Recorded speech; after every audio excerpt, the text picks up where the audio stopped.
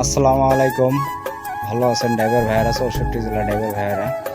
তা কিছুদিন ধরে ফেসবুকে একটা ভিডিও ভাইরাল হইতেছে। আলামিন ভাই একটা ভিডিও করছে, একটা ডাম ট্রাক উল্টি ছিল, ওই ডাম ট্রাকটা নিয়ে একটা ফানি ভিডিও তৈরি করছিল। তা আমাদের 64 জেলার ড্রাইভার ভাইয়েরা সবাই কষ্ট পাইছে, আমরাও কষ্ট পাইছি। তা আলামিন ভাইয়ের ভিডিও আমরা নিয়মিত দেখি, খুব ভালো লাগে ফানি ভিডিওগুলো করে। যাই হোক, এই ভিডিওর জন্য আলামিন ভাই আমাদের 64 জেলা ড্রাইভারের কাছে ভুল স্বীকার করছে, মাপ চাইছে। তা উনি ওনার ভিডিওটা ডিলিট করে দিছে। তা আশা করি আমাদের যত 64 জেলা ড্রাইভার ভাইয়েরা আছেন সবাই আলামিন ভাইয়ের যে ভিডিওগুলো করা হয়েছে, আলামিন ভাইকে নিয়ে অনেক কিছু আমরা ড্রাইভাররা করছি। যাই হোক, মানুষ ভুল, আলামিন ভাই ভুল করছে, ভুল স্বীকার করছে। তা আমরা মনে করেন যে কেউ মনে কিছু নেব না। আলামিন ভাইয়ের জন্য সবাই শুভকামনা করি। আলামিন ভাই ভিডিও করুক, সমস্যা নাই। উনি ভালো ভিডিও করে, ভালো মনে করেন যে মানুষকে বিনোদন দেয়, আমরা সবাই খুশি হই।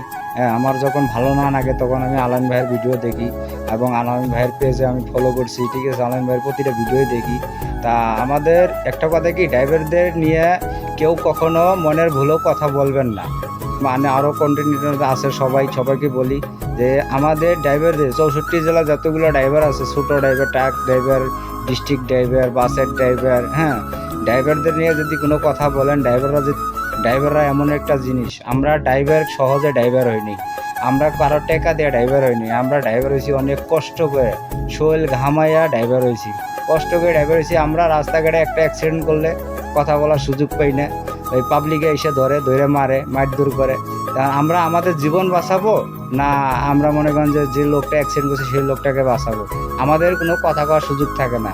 তবে আমি আশা করি আমাদের 64 জেলা ড্রাইভার ভাই সবার থেকে আশা করি, ঠিক আছে, আমরা জানি রাস্তাঘাটে গাড়ি চালাবার ধরে এইরকম জানি বিপদে না পড়ি।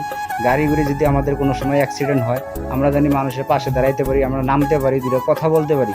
সেই কথা বলার সুযোগ যদি আমাদেরকে না দেয়, তাহলে আমরা কিভাবে একটা মানুষকে আমরা বাঁচাবো, একটা মানুষের সাথে কথা বলবো?